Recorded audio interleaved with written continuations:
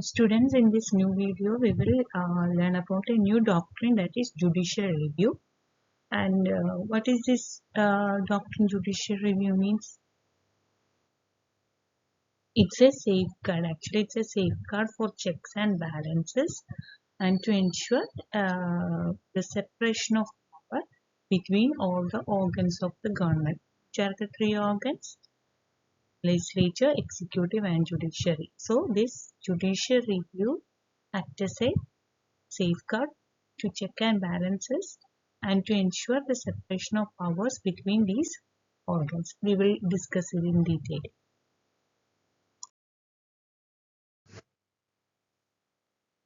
Madison versus Marbury. This was the landmark case in which US Supreme Court established the principle judicial review. So the landmark case was Madison versus Marbury. It's very important. Okay. So now I will brief the facts. That is, John Adams, the President of US, he, just before ending his presidential term, appointed Marbury as a Justice of Peace for the District of Columbia. The newly elected President, Thomas Jefferson, ordered James Madison, who was a secretary to the Jefferson, not to finalize Marbury's appointment.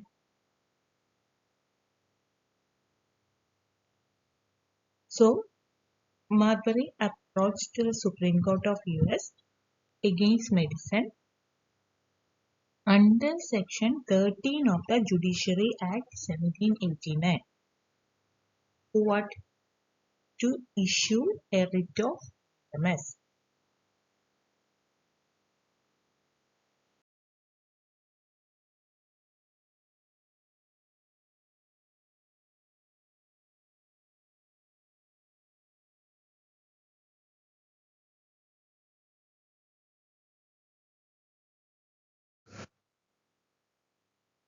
But after considering the case, the Chief Justice of United States Supreme Court denied to issue writ of mandamus. While denying the writ of mandamus, the Chief Justice observed some interesting remarks. Students, let's check it out. Which were they? This Chief Justice of US Supreme Court, he was Marshall. He observed that yes, Marbury was appointed legally by the former President John Adams and US Senate or US Congress. But Section 13 of the Judiciary Act 1789, authorizing US Supreme Court to issue a writ of mandamus, is unconstitutional. Why? Because the Judiciary Act 1789 empowers the US Supreme Court only to exercise its original jurisdiction, and the act of issuing writ of mandamus as a remedy comes under the appellate jurisdiction of the Supreme Court. I repeat, the Judiciary Act 1789 empowers the US Supreme Court only to exercise its original jurisdiction, and the act of issuing a writ of mandamus as a remedy comes under the appellate jurisdiction of the Supreme Court. And by original constitution, the Supreme Court can only look into the course of action to issue writ of mandamus. Here, what is the course of action? Here, the course of action is the appointment of Mr. Marbury as the Justice of Peace. The Chief Justice of Supreme Court, John Marshall, he analyzed this particular action and declared his appointment as a valid one. But issuing a writ of mandamus when his appointment was not confirmed, to look into that matter and to issue a remedial writ, that is writ of mandamus, that comes under the appellate jurisdiction of the Supreme Court. Hence, he declared Section 13 of the Judiciary Act 1789 itself is unconstitutional. How? He justified his statement by clearing it that there was an attempt to expand the original jurisdiction of the Supreme Court. So, Section 13 of the Judiciary Act 1789, since it attempts to expand the original jurisdiction of Supreme Court, the section itself is unconstitutional. So, then I think it's clear. So, we can conclude that this Madison versus Marbury was the very first case in which the US Supreme Court exercised its power to determine or to decide whether a law passed by the US Congress is constitutional or not. So, you may have a thought at this time, so before this decision, all laws passed by the Supreme Court Congress were held valid? No. Before this judgment also, the laws which were conflicting with the constitutions were held as invalid. But which branch or which organ of the government, out of the three, which branch or which organ of the government will determine a law as a valid one or an invalid one? That point was not established. I think it's clear.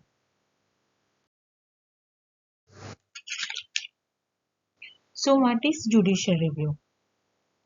We can say that through this judicial review, a court can examine or review an act of an executive or a legislation passed by the legislature, and can even decide is it contrary to the basic structure of the Constitution. So this is judicial review. A court can even look into the act exercised by an executive or a legislation passed by the legislature, and even can decide is it contrary to the basic structure of the Constitution. In some countries, the courts are enjoying judicial review in a much wider way. Like they can even nullify or invalidate any act or law passed by the legislature or executive. The countries like United States, France and Canada comes under this category. At the same time, in some countries like United Kingdom, this the court enjoying not much power over this doctrine, that is judicial review. Judicial reviews, the power over judicial review is limited. Means they cannot nullify or invalidate any act or legislation passed by the legislature or an act of an executive. Now we will learn how this judicial review is applicable in India. We know we are following a parliamentary form of government. So there will be three organs on the or branches we have in government, and they are legislature, executive and the judiciary. You even know who comes under these organs, right? Under legislature, each state legislatures and parliament will come, and under the organ executive, the president, the prime minister, ministers and office attached to each ministry, both in the state level and central level will come. And the third one is the judiciary. Our Supreme Court is the highest court of India. Then comes high courts of each state and lower courts. Here in India, this power, that means the power of judicial review, makes our judiciary independent from other organs. So we said our judiciary is independent. Does it mean that this judiciary is fully independent, or the independence the judiciary enjoying is unlimited, or is there any restrictions? Let's see. Our constitution provides measures for checks and balances and introduced a principle, separation of power. So these two principles, checks and balances and separation of powers. These two principles are explained very well, and measures have been mentioned in our constitution. Why? Through these concepts or principles, it is certain that one organ will never exercise extreme supreme power over other organ and will never misuse the powers vested in it. So, whenever there is an encroachment or any conflict of powers between these organs, these both principles, checks and balances and separation of powers, will help to sort out the issue and to avoid the concentration of power in one branch. Now we will check the scope of this judicial review in India.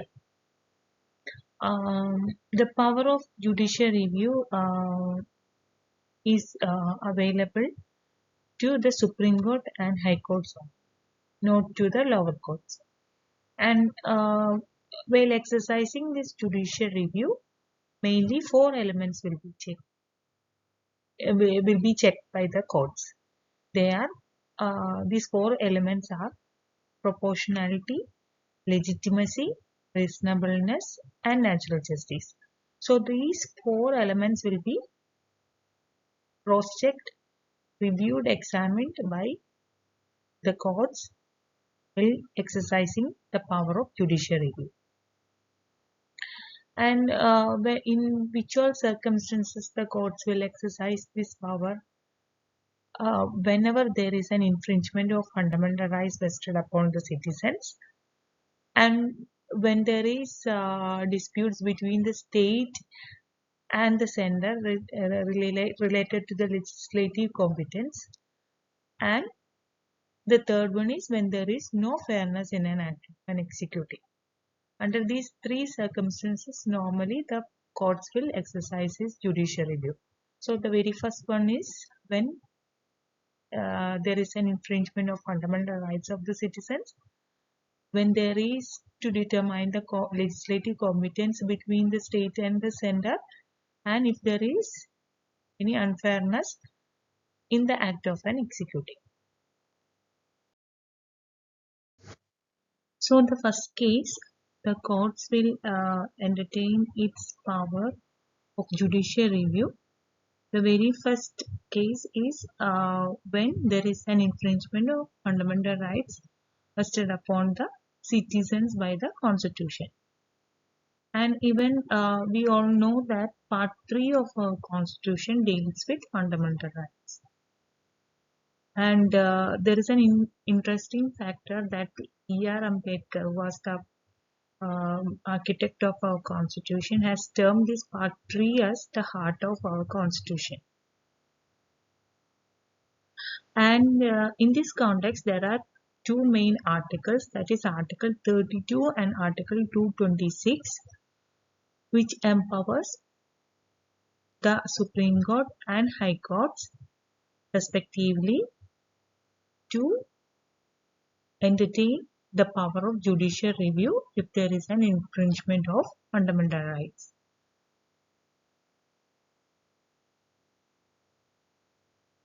And these courts, the Supreme Court and the High Court, have writ jurisdiction. When this writ jurisdiction is entertained, when there is an infringement of fundamental rights guaranteed to the citizens. And how this jurisdiction will entertain? They will issue a remedy. Like there are 5 kinds of remedies, writ remedies, that we will discuss in detail. So it will issue or it will reinstate the fundamental rights infringed by issuing remedies. And there is one more point also. See, filing a case before the Supreme Court under Article 32 and under Article 226 before the High Court for exercising its jurisdiction is a bit expensive. So, if the victim is a poor person, or if he or she is socially or economically backward or facing any disabilities, that time how that person will get the benefit of judicial review? There comes the public interest litigation, PIL, the public interest litigation or social action litigation. By filing these 2 kinds of petitions before the court, or even an ordinary person can write a letter to the court on behalf of the victim whose fundamental rights have been infringed.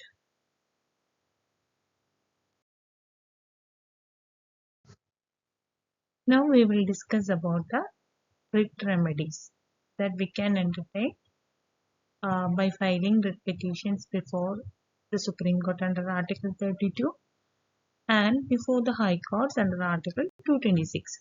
So what are the 5 writ remedies that we will discuss in this page? Okay, so there are, I'll name it first. The very first one is writ of habeas corpus, then comes writ of mandamus, then writ of prohibition, then writ of quo warranto, and the last one is writ of certiorari. So what is writ of habeas corpus? We can file a writ petition to issue writ of habeas corpus remedy if the matter is to release a person unlawfully detained. And when we can apply for writ of mandamus? We can file a writ petition before the Supreme Court or High Court with the prayer of writ of mandamus to order a public authority to do its duty. And what's the case of writ of prohibition? By applying for the remedy of writ of prohibition, the court can prevent a subordinate court from continuing a case. And then comes the writ of quo warranto. Through this remedy, the court can issue direction to a person to vacate an office he or she occupied unlawfully. And the final writ remedy is writ of certiorari. This means the court, either the Supreme Court or the High Courts, by exercising its jurisdiction, they can remove a case from the subordinate courts and get the proceedings to be continued before the court having the jurisdiction. So these are the 5 writ remedies available or provided by our Constitution in case if there is a infringement of fundamental rights guaranteed in Part 3 of our Indian Constitution. So, what is the second matter when the courts will apply its judicial review? When the matter is to determine about the legislative competency between the state and the center.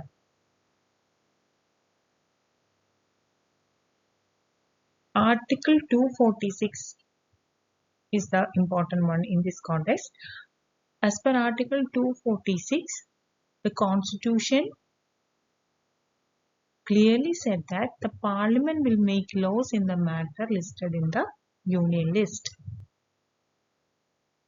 So Article 246 declares that the Parliament has the power to make laws in the matters listed in the Union list.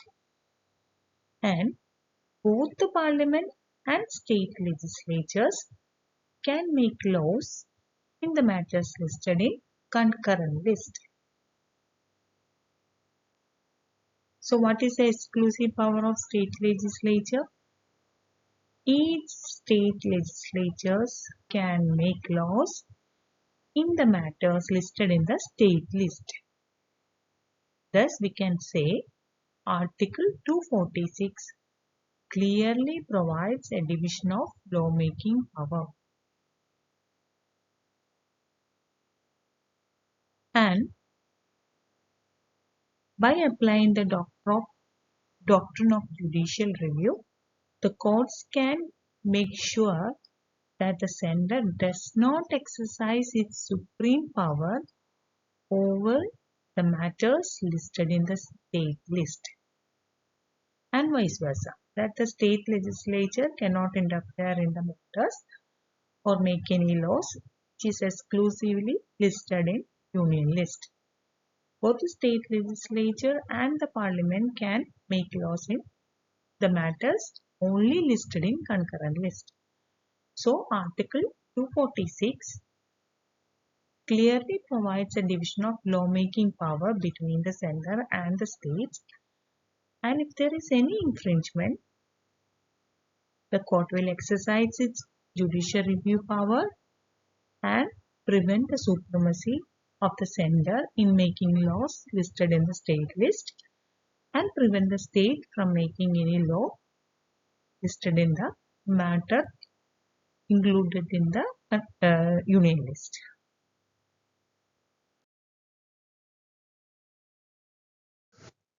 So the third case when the courts will apply its judicial review power is when there is some unfairness in an executive action.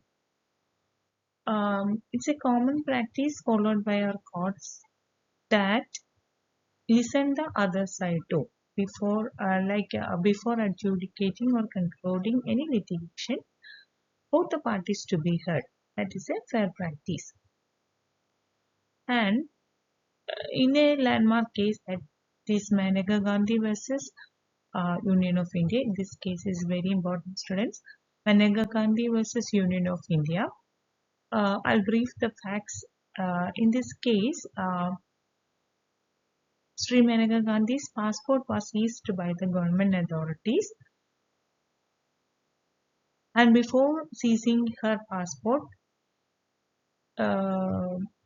she had no any chance of prior hearing, or the authority seized the passport without giving her a chance of prior hearing. So obviously, Sri Maneka Gandhi approached the Supreme Court and applied or requested to apply its judicial review power, and the court exercised it and held that the petitioner should be heard before seizing her passport. And here, the element the court evaluated is that there is any infringement of natural justice. And what happened subsequently? Hearing was done. Maneka Gandhi got heard, and the passport was returned. This case is very important. And in this case, the court also made a remark that if the situation is an urgent one, like there is no chance of hearing or hearing is not feasible, still the chance of hearing cannot be debarred completely. Still, the petitioner or the person who is the victim should be heard, or should give a chance to be heard.